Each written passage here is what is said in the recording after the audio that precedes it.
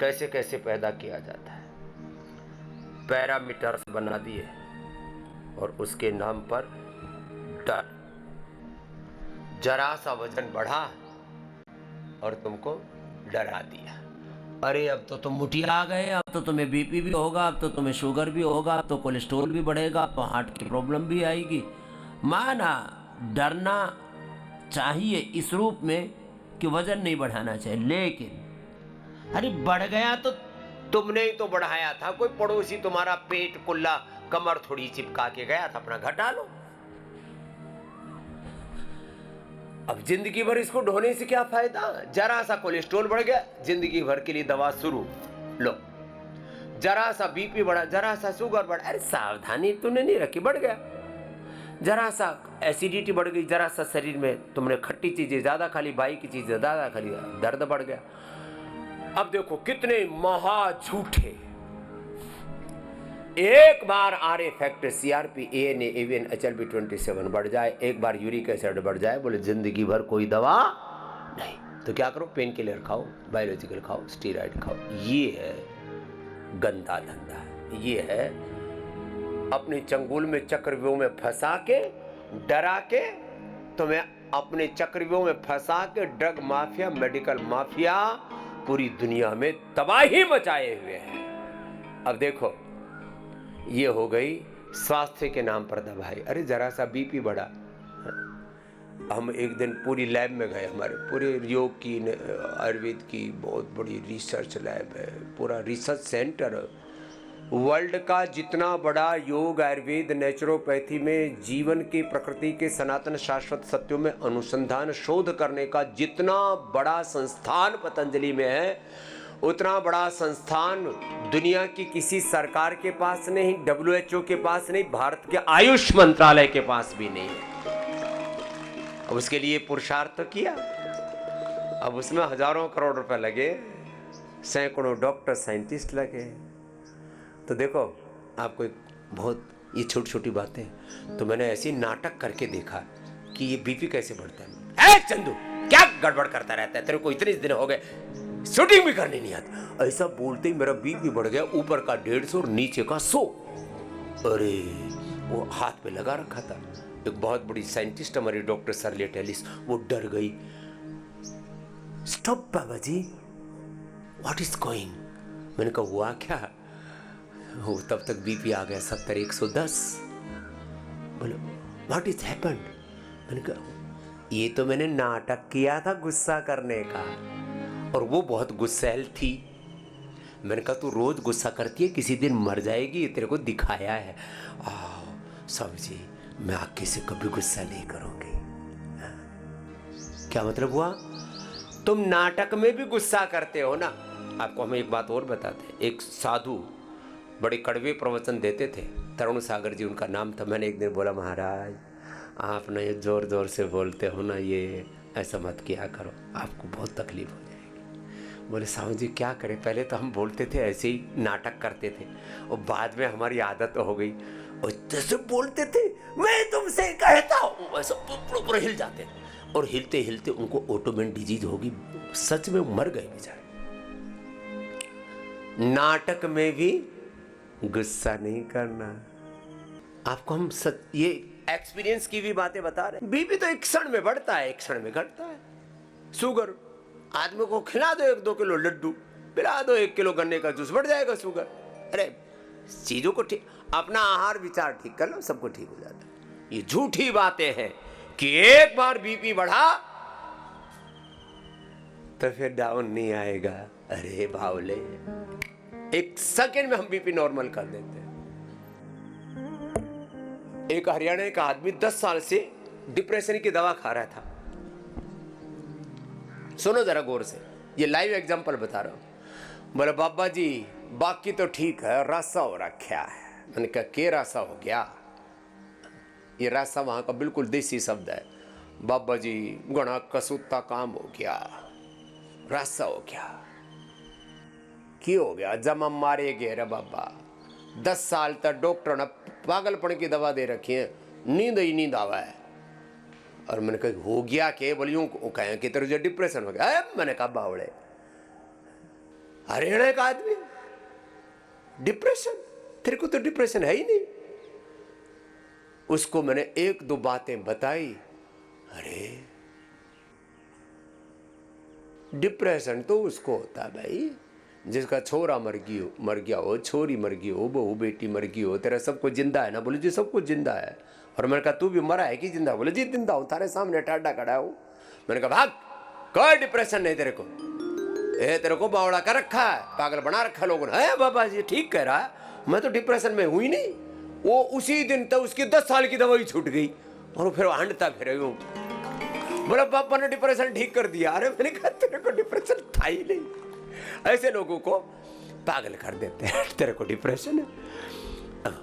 OCD, over thinking, negative thinking. अरे भी सोचते तो हम भी हैं, तुम अपने परिवार के बारे में सोचते हो, हम सारे संसार के बारे में सोचते हैं, लेकिन कोई बोझ अपने दिमाग पर नहीं रखते, दिल पर नहीं रखते, बोध के साथ सोचते हैं। किसके साथ बोलो? बोध के साथ, विवेक के साथ सोचते हैं। तो किस बात का डिप्रेशन? बेवजह डिप्रेशन की दवाइयां खिलाई जा रही है लोगों को, स्ट्रेस की, एंजाइटी की, बीपी की, शुगर की, थायराइड की। अरे कुछ नहीं, थायराइड क्या है? ले कर सिंहासन, चलो करो।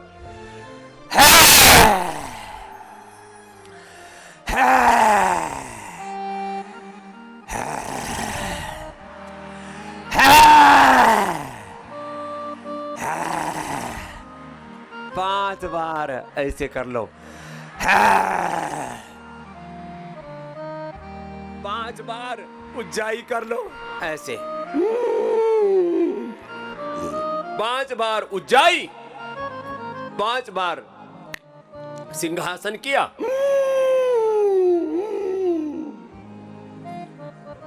नाक से श्वास अंदर भर के रोक लिए, दबाया।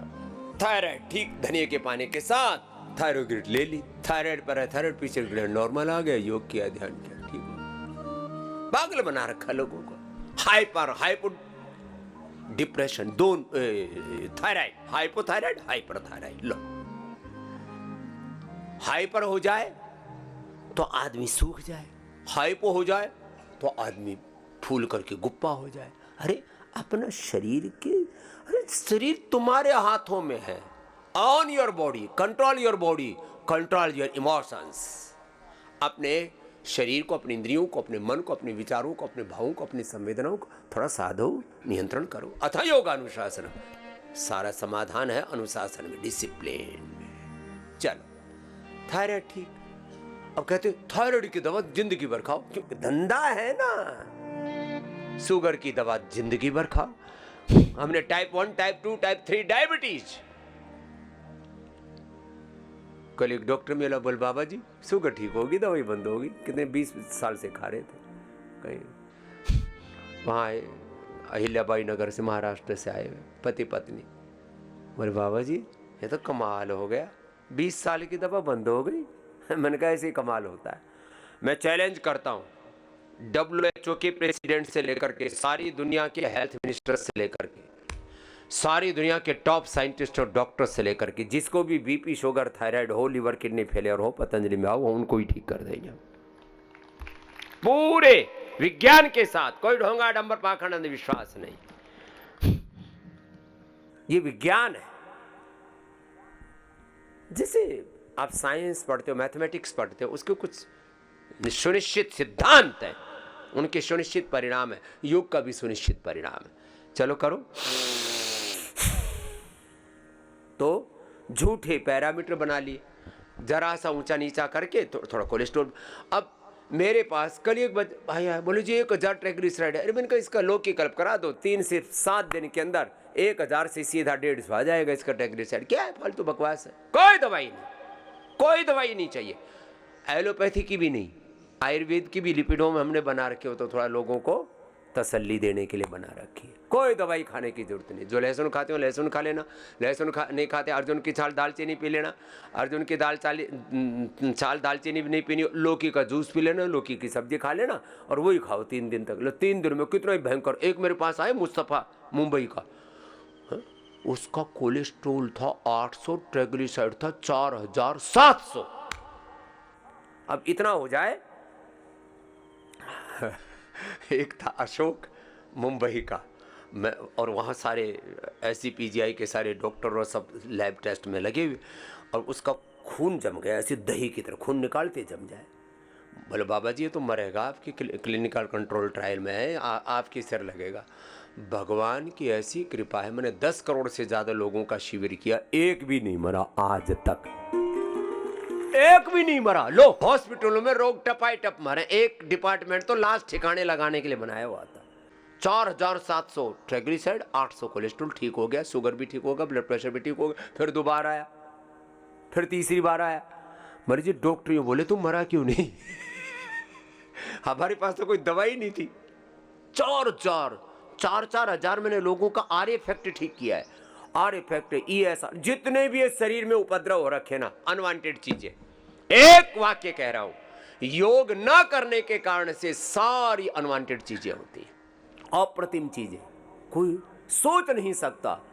और ये सब आंखों देखी मैं कह रहा हूं आपको। मैंने लोगों का 100-150 स्टीराइड, 100 mg स्टीराइड, किसमें, SLA में, MS में, ऐसी ऐसी बीमारियों में।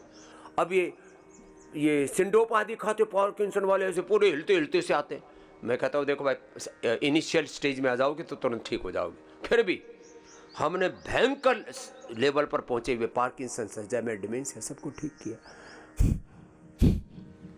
पूरी दुनिया में जो योग, आयुर्वेद, नेचुरोपैथी के बारे में शोध नहीं हुआ, हमने किया है। इसलिए कह रहे हैं कि BP ठीक होता है, शुगर ठीक होता है, थायराइड ठीक होता है, लिवर किडनी ठीक होता है, पार्किंसन, अल्जाइमर, डिमेंशिया ठीक होता है रोज, और लाखों करोड़ों प्रमाण है। 1,50,00,000 तो कंप्यूटराइज डेटा है अलग अलग रोगियों का ठीक होने का, और वैसे तो पूरा देश ही प्रमाण है। ऐसे लोग क्या करें। कितना था कोलेस्ट्रॉल बताइए? ओम नमस्ते, अस्सलाम वालेकुम। वालेकुम सलाम। जोरदार अभिनंदन हमारे भाई का। ये ओम भी बोलता है, नमस्ते भी बोलता है, सलाम वालेकुम भी करता है। बाबा ये नेशनल इंटीग्रिटी का सही पाठ पिछले टाइम आके यहीं से सीख के गया था। नेशनल इंटीग्रिटी, क्या बात है। मैं आप लोगों के साथ शेयर करना चाहूंगा जो अभी अभी बाबा जी ने बोले रिगार्डिंग कोलेस्ट्रॉल, BP और शुगर। अच्छा ये भी थे, BP शुगर तो मैं भूल ही गया था। हाँ बताओ। मैं इतना बोलूंगा कि बाबा जी कोई नॉन एविडेंटल चीज बोलते ही नहीं है। ये फॉर्चुनेट है,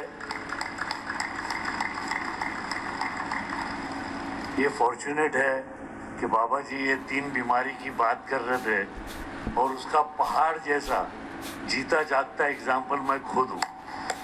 पहाड़ जैसा, हिमालय जैसा।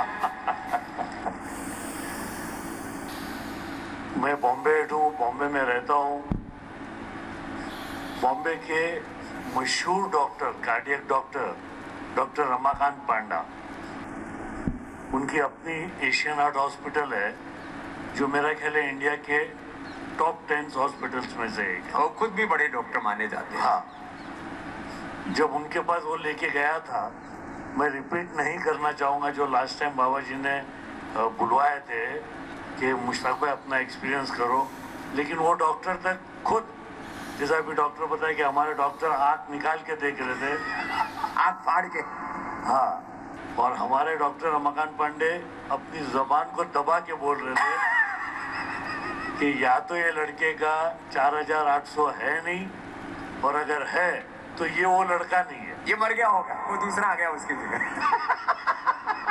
मैं 4800 ट्राइग्लिसराइड और कोलेस्ट्रॉल कितना? कोलेस्ट्रॉल 700। 700 लो।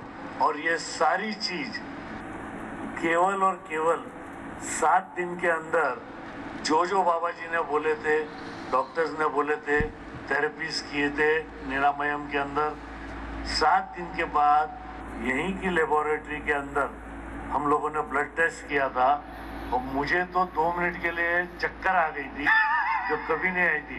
मतलब ये एक जीरो भूल गया क्या लिखना, एक जीरो भूल गया। तो ये दूसरी बार आया था ये मुस्तफ़ा, पहले निरामयम में आया, फिर दूसरी बार आया। Cholesterol normal, BP normal, sugar normal, और ऐसे हंसता खेलता। अरे बाबा जी, आपने तो मुझे मुसलमान से सच्चा इंसान बना दिया, पूरा स्वस्थ बना दिया और जीवन बदल दिया। किसी को YouTube पर जाकर के देखना हो ना, देख लेना, स्वामी रामदेव देवबंद डालना, स्वामी रामदेव इन देवबंद, बस इतना ही डालना, मिलियंस में उसके व्यूज मिलेंगे। लाखों मुसलमानों के बीच में मैंने जाकर के बोला, आपके और हमारे मजहब अलग हो सकते हैं, पूर्वज अलग नहीं हो सकते, कौन अलग नहीं हो सकता, खानदान अलग नहीं हो सकता, तुम्हारे हमारे पूर्वज एक ही है। और सब ताली बजा रहे। बोले बाबा जी बात तो एकदम ठीक कह रहे हो। मैंने कहा हमारी संस्कृति, हमारी विरासत, हमारे पूर्वज, हमारा खानदान, हमारा डीएनए एक है, और सब उस बात को मान रहे। सब लोग करें इनको क्या कर दिया बाबा ने जादू। और मैंने कहा मैंने जादू कुछ नहीं किया, सत्य बोला है। सारे के सारे उनको उलेमा, बड़े बड़े मौलाना, और इतना भयंकर जलसा था। YouTube पर जाकर के देख लेना, ये सब 5 लाख के करीब मुसलमान थे और सब ताली बजा रहे थे। ऐसे मैंने कहा ये ठीक है भाई रे। शिक्षा तंत्र, चिकित्सा तंत्र, शासन तंत्र के तौर पर कुछ बड़े और बदलाव आने वाले हैं। ये सहज है, ये भगवान का विधान काम कर रहा है। इसमें कुछ पवित्र आत्माओं को भगवान निमित्त बना रहे हैं, जिसके सामने जो अवसर है चूकना नहीं चाहिए। हमको जुनून है योग धर्म को, सनातन धर्म को योग धर्म के रूप में प्रतिष्ठापित करने का जुनून, एक पागलपन। हमारा संकल्प है ये जो शिक्षा तंत्र के नाम पर मैकाले तंत्र देश में चल रहा है, आने वाले 5, 10, 25 सालों में चल रहा है 1835 से पाप, जिसके प्रधानमंत्री जी भी कई बार कहते हैं कि शिक्षा की गुलामी की बेड़ियों से देश को निकालना है। ये काम आपकी आंखों के सामने होगा और आपकी औलादों के लिए, आपकी पीढ़ियों के लिए होगा। मैकाले के शिक्षा तंत्र से इस देश को निकालेंगे। दुर्भाग्य से जितने भी स्टेट बोर्ड और सेंट्रल बोर्ड हैं, ये गुलामी की मानसिकता के साथ ही चल रहे हैं अभी भी। CBSE अंग्रेजों के समय बना, उन्हीं को ढो रहा है। सच्ची बात बोल रहे हो। जितने भी मानक संस्थाएं बना रखी हैं, वो भी अंग्रेजों के समय के बनी हुई कुछ चीजें उनको छोड़ने के लिए तैयार नहीं। अंग्रेजों के बनाए हुए कानून, अंग्रेजों की बनाई हुई कुछ ऐसी मिथ्या मान्यताएं, झूठे नैरेटिव, उनको आज भी ढो रहे हैं हम लोग अलग अलग तरह से। तो शिक्षा तंत्र में, चिकित्सा तंत्र में बहुत बड़ा काम करना है, और हमने बड़ा लक्ष्य बनाया। आने वाले जीवन के हमारे 5 ही बड़े लक्ष्य हैं। शिक्षा की गुलामी से, चिकित्सा की गुलामी से, आर्थिक गुलामी से, वैचारिक सांस्कृतिक धार्मिक गुलामी से, ग्लानि से, कुंठाओं से देश को मुक्त बनाना, रोग और नशा मुक्त भारत बनाना, गौ माता की हिंसा के पाप से, गौ हत्या के पाप से मुक्त भारत बनाना। एक एक भाई बहन, ये एक दिन मैं करा करके छोड़ूंगा। सनातन धर्म का सन्यासी हूं, पीछे हटने वाला नहीं हूं। खुद लगा हुआ हूं, औरों को लगा के रखूंगा कि एक एक कम से कम 10 को योगी बनाओ, एक एक 10 को निरोगी बनाओ, उपयोगी बनाओ, एक दूसरे के सहयोगी बनाओ। आपके रिलेटिव्स में, आपके परिजनों में, आपके अड़ोस पड़ोस में कम से कम 10-20 लोग तो आपको जानते मानते।